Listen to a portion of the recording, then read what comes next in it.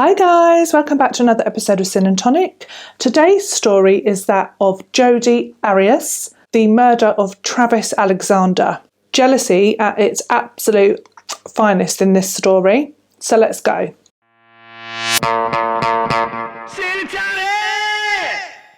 Honestly, this one is frustrating and absolutely batshit crazy, so you're in for a treat. Travis was born on the 28th of July in 1977 in Riverside, California. He didn't have a fantastic life. He was one of 8 siblings, and both of his parents sadly were meth addicts. So at the age of 11, Travis went to live with his paternal grandparents. I must turn the heating off because I'm sweating. Oh, it's off. Just a hot, sweaty mess. In spite of his less than perfect childhood, he flourished, really. He did really well for himself. He became a motivational speaker and would talk about his rough childhood and how he'd come out the other side. His grandparents that he went to live with when he was 11, they were Mormon.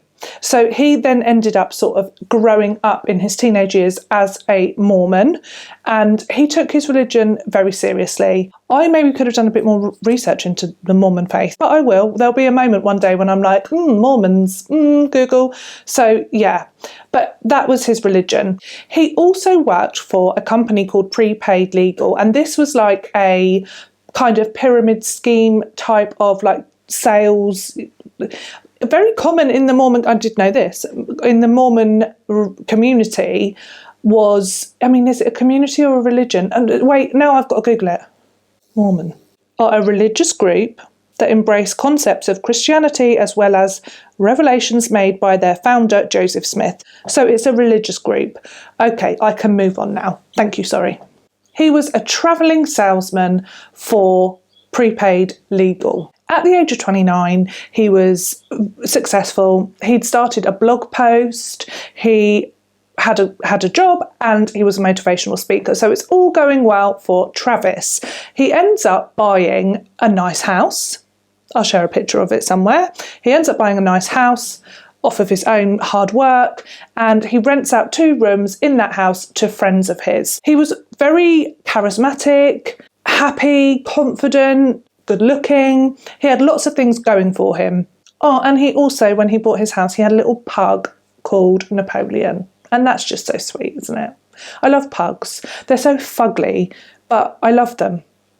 It's a bit like Hank. Where's he? Oh, he's not here today. He must be curled up in a cosy seat somewhere. Oh, you might have a video without snoring and farting. Now I have to introduce the other player in the game, Jodi Arias. Boo to her. If this was a pantomime, she would be the baddie, 110%. She is something else, this one. Jodi Arias was born on the 9th of July 1980, also in California. From what I could ascertain about her childhood, upbringing, adolescence, it was all normal. Mum, dad, she was looked after, she was cared for, and she was a stroppy mare. Stroppy and entitled is what comes through. Her parents said she was a bit odd, and they described her as, quote, intelligent but strange. Possible mental health issues occurring. Possible, she's absolute nutcase. From what I read, she was just odd. She was an odd character. She was an odd girl. And it just odd came up all the time, She had a passion for photography. This comes into play later on. It's kind of like, She would write in her diary about, she didn't like her parents. No one liked their parents when they were a teenager, at some point. But yeah, this sort of entitlement really comes through. Stroppy mare, entitled, Yeah, she's not a likeable character. Now, how do Travis and Jodi cross paths? They end up working for the same company, Prepaid Legal. She gets a job there. And in 2006, Prepaid Legal, they hold a large conference in Las Vegas, baby. And Travis and Jodi, they both go and they meet there. And apparently it was like, pong, pong, pong, pong, pong, like sparks flying, instant chemistry. They just like really hit it off. That night they stayed up till 4 a.m. together. That just makes me like feel so tired. Don't know how I ever did that. Like I said, Travis took his religion very, very seriously. And Jodi over here, well, she's not Mormon. That's a problem. That is a problem. Because he can't like marry, I know he's thinking far ahead here, like you've just met the girl, but he can't marry somebody that isn't Mormon. Also, Travis lives in Arizona. This is where he bought his house. And Jodi lives in California. So there is some distance here going on. What ends up happening is that they end up having a long distance relationship. And when they can, they do see each other. And whenever he can, Travis is like slipping it in. Oh, that sounds wrong. Wait. Travis starts to introduce her to the Mormon religion. So whenever he gets a chance to slip in there about the Mormon religion, that's what I was trying to say, he does. He's like, you need to check this out. Look, it's amazing. You know, the Mormon religion. He paints a really nice picture of it. And he's like, oh, come on. Just very pushy. But he is like a travelling salesman. And so she, and that's like the world they live in, isn't it? Can you imagine the conversations? Anyhow, on the 26th of November in 2006, Jodi does in fact convert to Mormonism. Is that how you say it? I don't know. She is baptised by Travis himself. Scooby Snacks. Hello? Hello? Still paranoid about the sound. They would holiday together a lot because they didn't live near each other. So they would go on breaks away together, see each other, you know, to spend time together. Now, this is where it gets a little bit spicy, because it gets way spicy, but this is just a little bit spicy because you are not meant to have sexual relations unless you are married when you are a Mormon. Well, what do you think Travis and Jodi are doing? Two very lovely looking people in love. Yeah, of course. So, oh dear, that's like a no-no. And they're doing that all the time, lots of times, all the time. And his friends would say that it was like he was addicted to her. She comes across as somebody that's always got her own way. She's never been told no, that one. And doesn't bode well, does it? Doesn't end well being that spoiled. She was very manipulative. Cheeky moo. As their relationship developed and they saw more of each other, and she would go and visit him at his home in Arizona, she obviously got to meet his friends, and they just, they did not like her at all. It was a no situation. They didn't like the girl one bit. That's awkward, isn't it, when all of your friends are just like, bitch. His friendship circle was like, what do we do? Do we say anything? Do we not? Like, you know, she's the best. In the end, they did. This is why they didn't like her, okay? So when she was there, she would literally follow Travis around like a little lappy dog. Like, you know, wherever. It's a bit like Hank, although he's completely ruining that for me because he's not here today. He's sat somewhere else. But you know what I mean? Like when you have a dog and they're just like always near you. Or a kid. So yeah, she was like that constantly. Like she couldn't be far from him. So if he went to the toilet, she'd get up and like go and stand outside the toilet door. What? That is batshit crazy. That, my friend, is the moment that you should have run for the hills, my love. Imagine every time you come out of the toilet, it's a whoa, hi, can I help you? Crazy, crazy. It gets worse.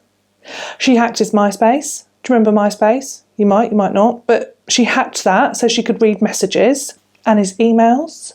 She would check his phone. It's like, back off. Slow down and back off. You're crazy. Very possessive, very jealous. One day, when his friends are having this like intervention, if you like, you know, like your girlfriend is batshit crazy, blah, blah, blah. Like they sat him down and they were talking to him about her and saying, you know, this and that, like highlighting these odd things that she would do.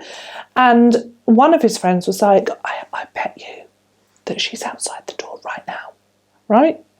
And lo and behold, so Travis opened the bedroom door and there she was, just waiting outside his bedroom door. It's like, oh my God.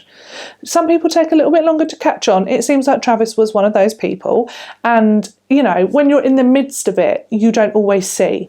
But his friendship circle was strong and they were like, we're noticing some red flags here.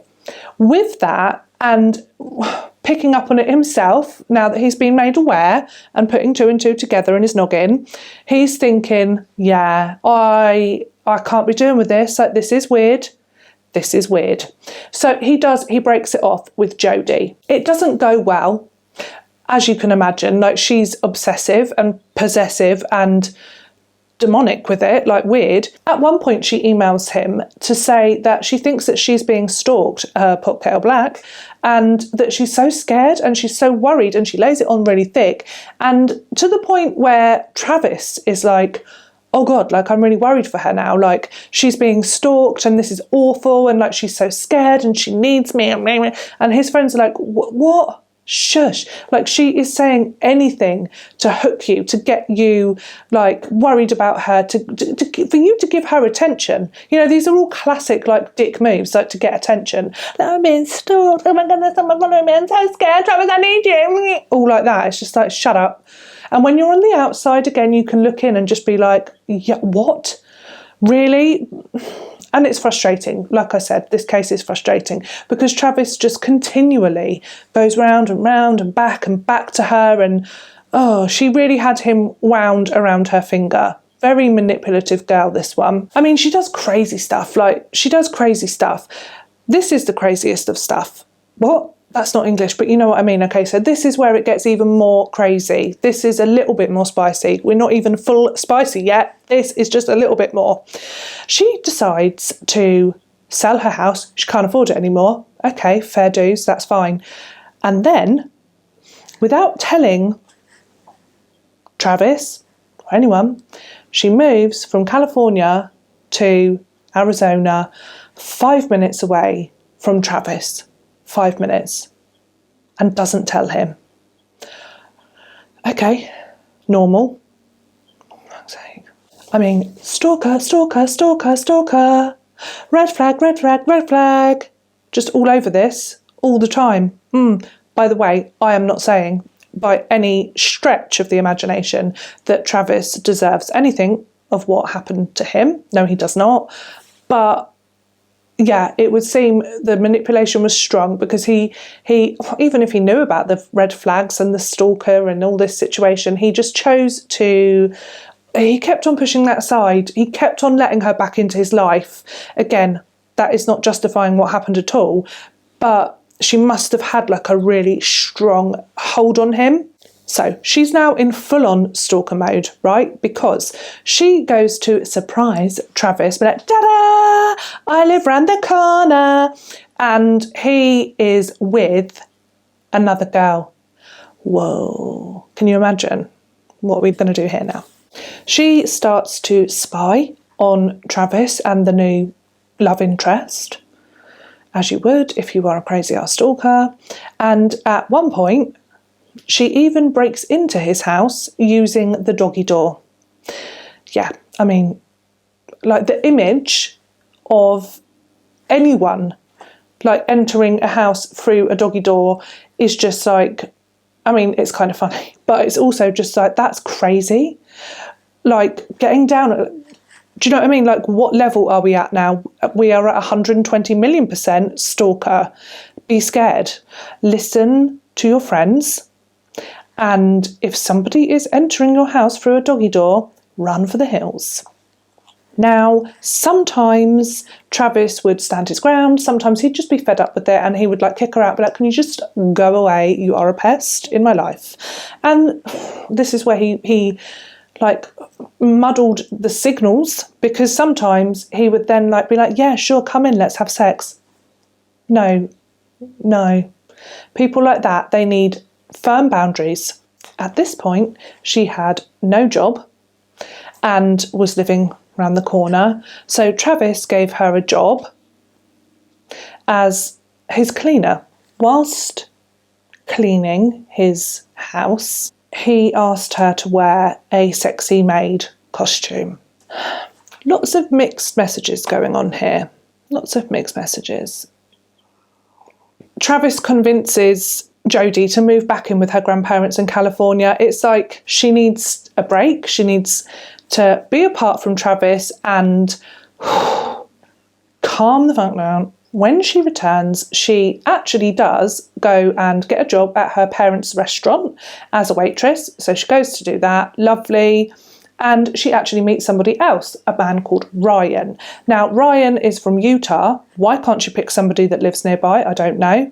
Likes a long distance relationship. So she meets Ryan, he's from Utah, and they begin to like chat to each other, same sort of thing. Like, you know, they start to have a long distance relationship and communicate via emails and things like that. And you're like, yay, she's moving on to somebody else. Ooh, don't know if that's good or not, but do you know what I mean? Like, Travis is now left alone for a short time. Travis also meets somebody new, somebody called Mimi. He loves Mimi. He thinks that she's like great and he wants to have a proper relationship with Mimi.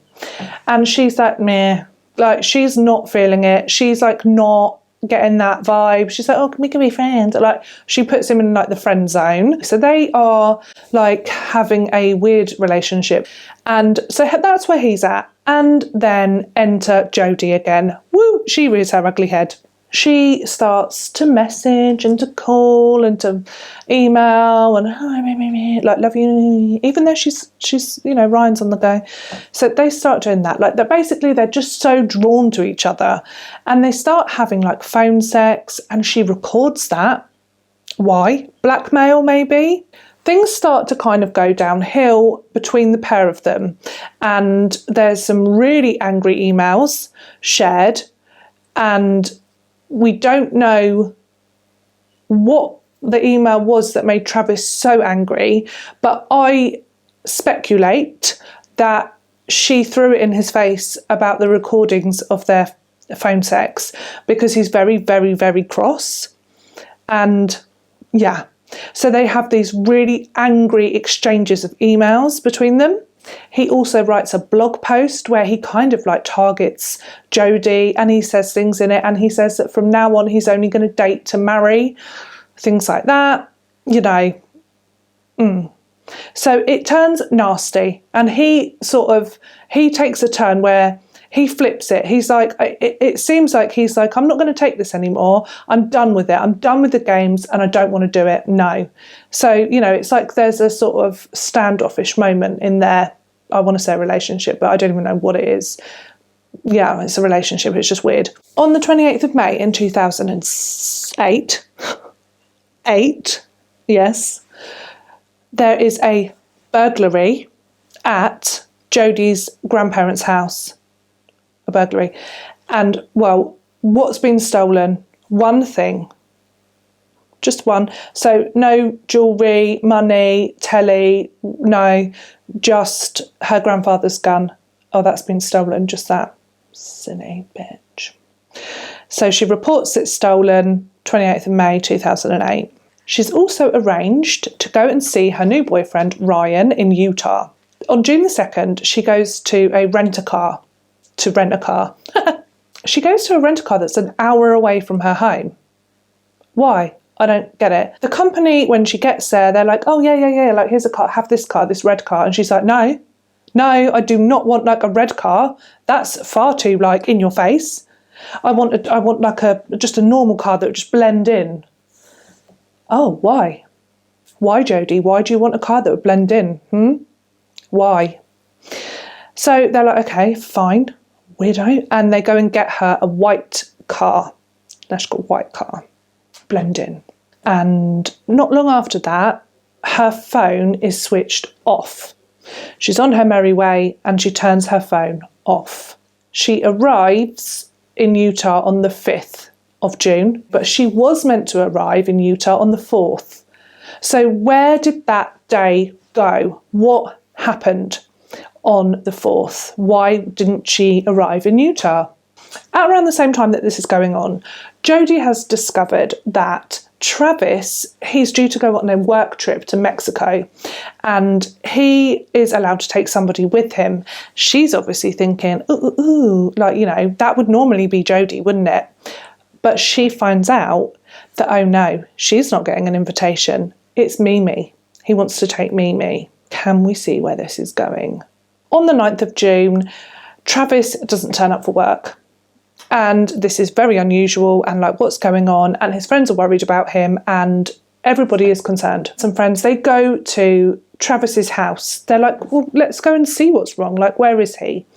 They can't get into the property, but they do know the garage door code. So they go for that, and then they get in. And there's really loud music playing, and a friend of his that he shares the house with comes out of the bedroom, turns his music down. He's got like loud music on, and he's like, what? And they're like, where's Travis? And he's like, what do you mean, where's Travis? He's on his trip. This guy, you know, like, he's just like not paid attention to it. He just thought that Travis had already gone to Mexico. So he was like, he's not here. Like, I haven't seen him for days. You know, and they're like, no, our trip to Mexico is tomorrow. He should be here. His room is locked. His friend has a spare key for his room. So he finds the key, they open the door, and apparently it's just like, whoa, smelly, awful, awful smell. They go in and they notice pretty quick that there's a lot of blood. There's blood on the floor, there's blood stains. It's a bloody scene. I'll share some pictures. Mimi, the minute she sees blood on the floor, she's out there and she goes outside. She calls the police straight away. Some of his friends go in and they find Travis. Just so sad. And they find Travis in the shower, in the fetal position, and he is dead. Even on the telephone conversation to the police when it's being called in, the name Jodi comes up because she's been such a prominent and crazy person in his life. His friends are just like straight away, Jodi. The police search his room, they come, they investigate everywhere. They pretty quickly decide that it's a very personal attack because it's so violent, like a crime of passion. He had lots of defensive wounds on his hands, so he did fight back. He was stabbed 27 times. 27. He had a gunshot wound to his head, and his throat had been cut from ear to ear. A very, very deep laceration. It nearly severed his head. It was determined that Travis had died on the 4th of June. The 4th of June? Jodi, where were you on the 4th of June? Exactly. They found a bloody palm print on the wall as well. So all of this evidence was being collected at the crime scene. They found the bedding from Travis's bed and a camera in the washing machine. It had gone through the wash with like bleach.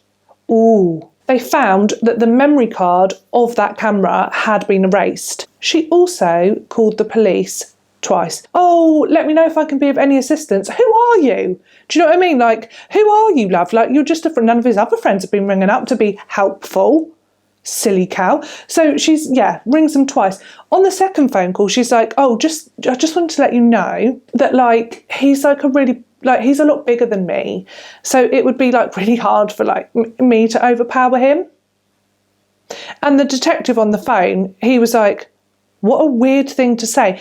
Completely like out of context of what they're talking about. Like, just weird. And then like, oh, you're number one suspect now. Like completely suspicious. On the 19th of June, they recover the photos on the memory card. Okay, thank goodness, because this was like the breakthrough that they needed. On the memory card, with timestamps of when the photographs are taken, like day and time, thank you very much, there are some lovely photographs of Travis and Jodi on the 4th of June, 4th of June, having a whale of a time, basically, naked, sexy photos of each other, like loving it, like whatever, happy photos, until 5:30. And then there's photos of Travis in the shower, and I will share them with you, and I do find it very interesting as to at what moment what might have happened. So there's photographs of Travis in the shower. There's one where he's just looking directly at the camera, and it's heartbreaking because that's the last photograph of Travis alive. After that, there's a few photographs where the camera's been dropped or kicked, and you can see that he's been injured and there's blood, and yeah, so those photographs are during the attack. It's just mad, isn't it? Like, just mad. Her love of photography, like, just mixed in with this murder and attack on Travis out of pure jealous rage. It's like an artistic disaster, isn't it? Oh, anyway, my hair's falling out. The police arrest Jodi on the 15th of July, and she was like all ready to go. She had a car, it was packed up, had some knives in it, had a gun, had random stuff, loads of condoms, randomly. And she was like off skis. She was about to go. Why, I wonder? So yeah, the police, they arrest her. The gun that was used to shoot Travis was the same calibre as the gun that was reported stolen from her granddad. And there's just evidence rolling in, pointing the finger at Jodi. Very strong evidence. They interview her. Now, the interviews, you can watch them if you like on YouTube. Something else. She's off her rocker. She's doing handstands. She's getting on the floor, putting her head on a chair, laying here, laying there, like singing, having a sing-song. Very odd behaviour. She's very calm and like, oh my God, I'm so like nice and religious, spiritual. I couldn't even hurt an animal, let alone a person. Like that. That is not the accent that she's got at all. But you get the gist. That's what she's like. She's portraying this very innocent, calm, quiet, cute girl. Okay? And that is just mad because she's being accused of murder, horrific murder, awful. And she's just like, if you are innocent and you are accused of something that you did not do, you are not concerned with Q. You are concerned with what the... like, do you know what I mean? Like, protest your innocence. She was just beyond calm. It's eerie to watch. They start to say about the photographs. Eventually, they start to say to her, like, there's no question. There's no question. You did this. We know you did this. Why did you do it? That's what we want to know. Why? And then she starts to go down a different path. They've told her that they've got the photographs that are time-stamped. They've told her that her blood is at the crime scene and the palm print as well. She has some like answers for that. She's like, well, I've been there before. Could that not be from before? And they're like, no, shush. But the photos, you know, they're time and date stamped. And you tried to destroy them, but we've got them. So like, you were there. Do you know what I mean? Like, you can't say you weren't. Before she's booked, you know, to go into like prison for the night, she's like, oh, this is going to sound so shallow, but can I freshen up? Can I put some makeup on, comb my hair? She's more concerned with that. She's like quite upset about the fact that, you know, she's going to look shite in a photograph than the fact that she's arrested on suspicion of murder. It's infuriating. And I love it because the policeman's just like, no, you're going as you are. Yes!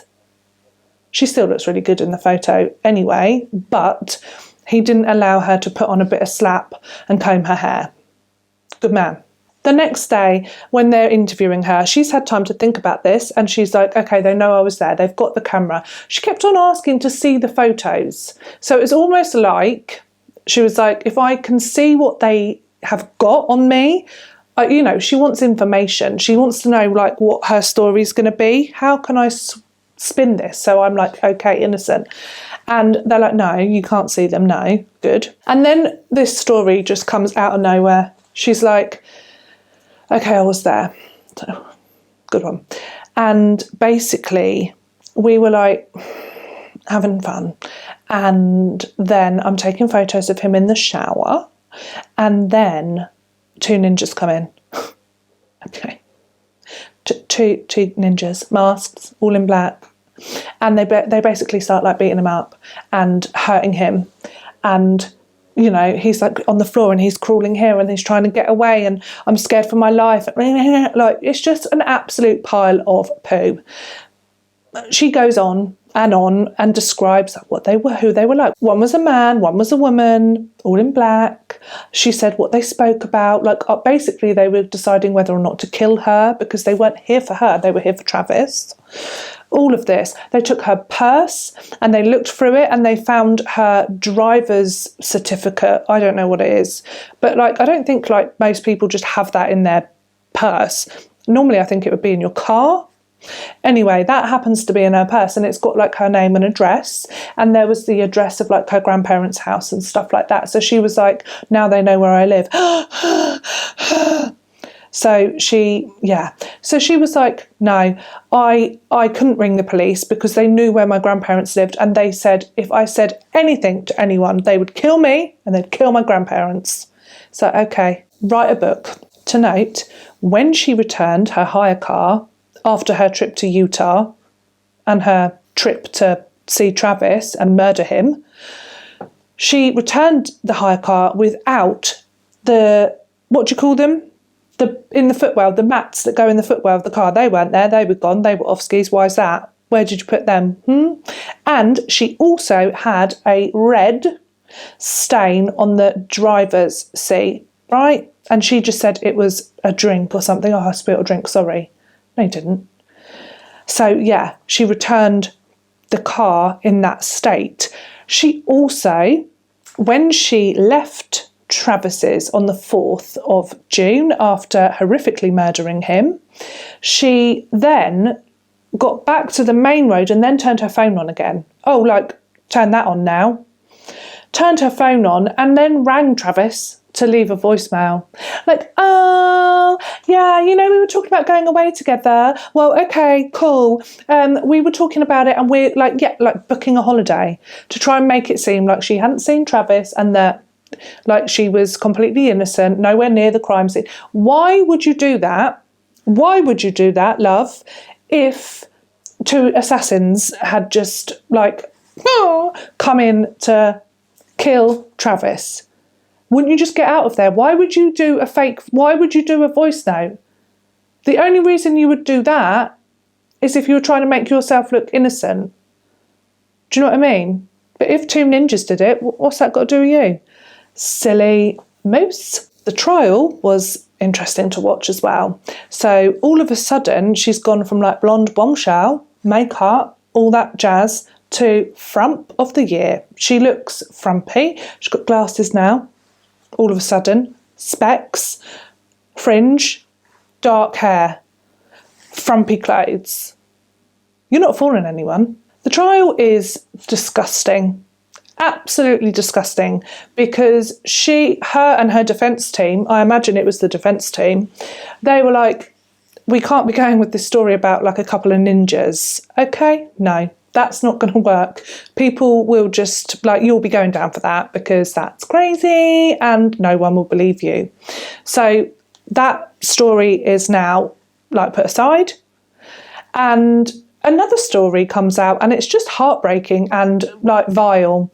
They tried to say that Travis was, in fact, a paedophile and that, she knew about this and that she'd found images, and I don't even really want to like talk about it because it's absolute crap, but this is what they painted, this picture of him as this paedophile. No. And like, okay, the prosecution bring up a good point. So if you believe that this man is a paedophile, you don't go to the police and tell them. No.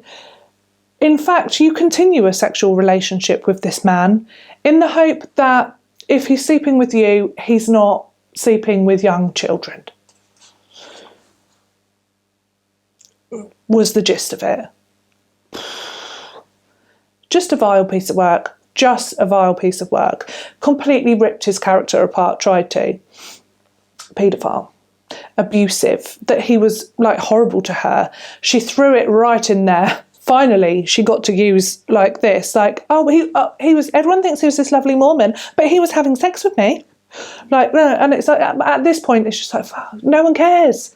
No one cares. You are something else. Stop it. Yeah, she just went to town. Like, they basically just tried to pull his character apart and make him seem vile and abusive, a paedophile, and like, you know, not what he seemed to everybody else. Her new story, other than that, you know, he was this horrible thing, was that she was defending herself. So they painted this picture of a very horrible man, and then she was defending herself. She had dropped his camera when she was taking photographs of him in the shower, and he had lunged at her. This is her story. This is her new defence. Forget the ninjas. They've just they've disappeared. So her new defence, he comes at her out of the shower and she is scared for her life. So he's still coming and he falls on top of her to the side, not directly on top of me, to the side of me.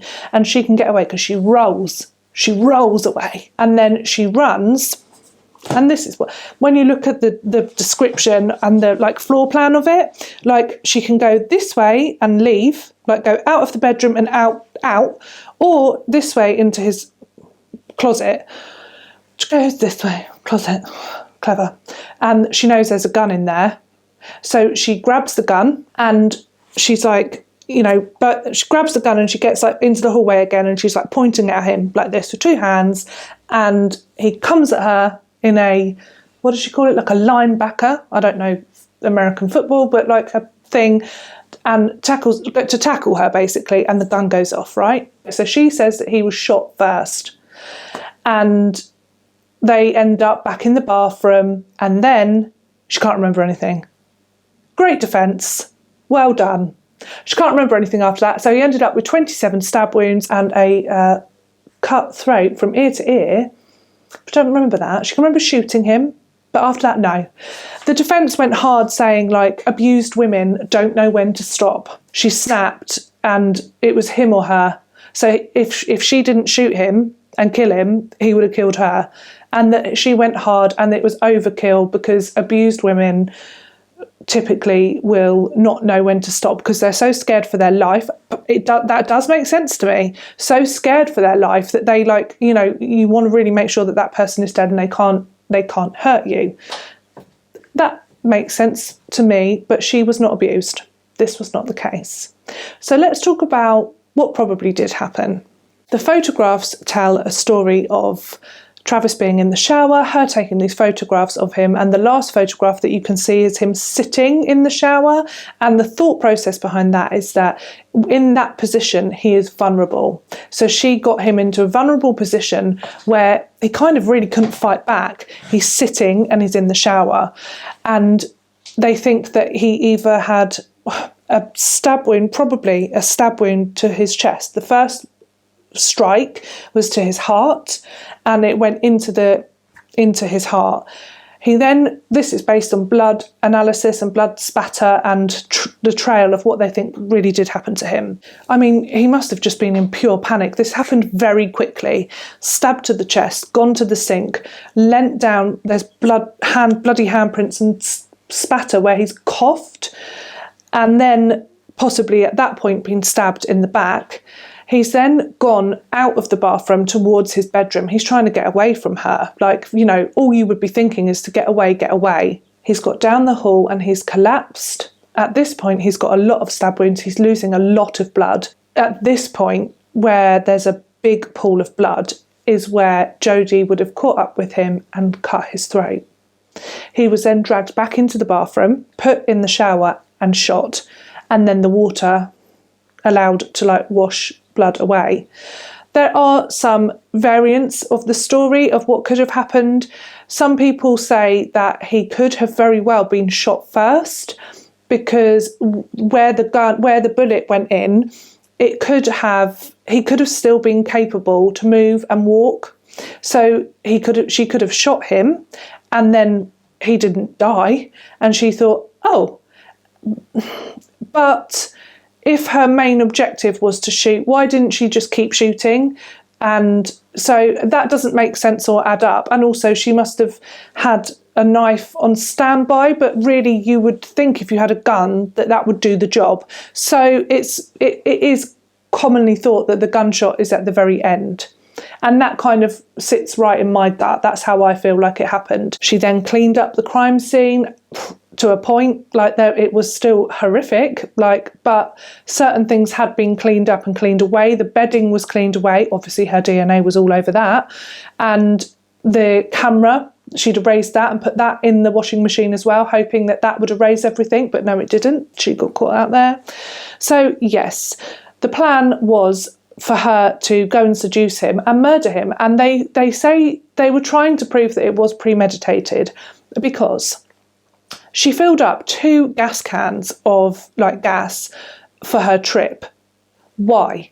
Why did she do that when she knew you can just stop for gas at any point, but she didn't want to be seen on a camera at a gas station anywhere near the crime scene.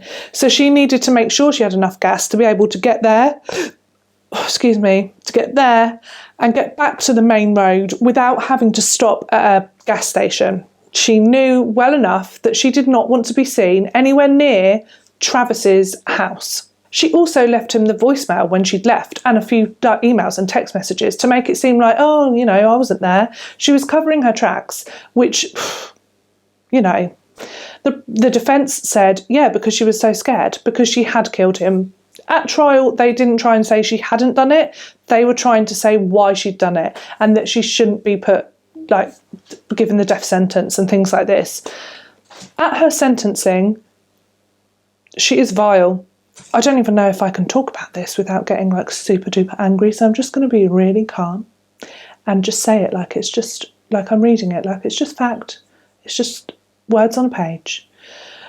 She designed a t-shirt, a white t-shirt with purple writing on it that says survivor, and the proceeds of that t-shirt would go to domestic violence victims because she knows how that feels to be a survivor of domestic abuse. Shut the front door. 2013, she was sentenced to life without parole, thank the Lord. She appealed in 2020 and that was denied, thank the Lord. And she is just a piece of shit. She maintains that it was self-defence, that all of these awful things that she said about Travis were true, and scumbag.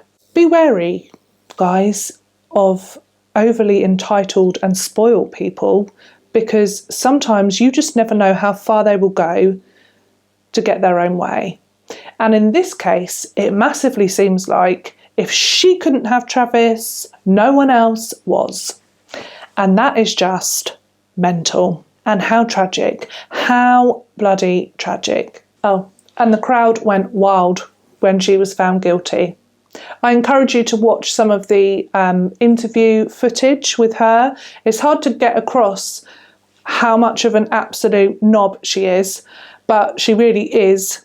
And I think when you watch it, it gives it more depth, if you like. I can't remember, there was a guy that I watched the footage on, Jack Can't Swim. I think it's Jack Can't Swim. He dissects her interview and stuff. So interesting. I love his channel. Definitely check him out. But it gives another layer to the whole story when you actually see her weirdness. It's like, okay. So have a watch if you dare. Thank you so much for joining me today for another episode of Sin and Tonic. I've been heavy on my research over the weekend and the last few days. I definitely need a break.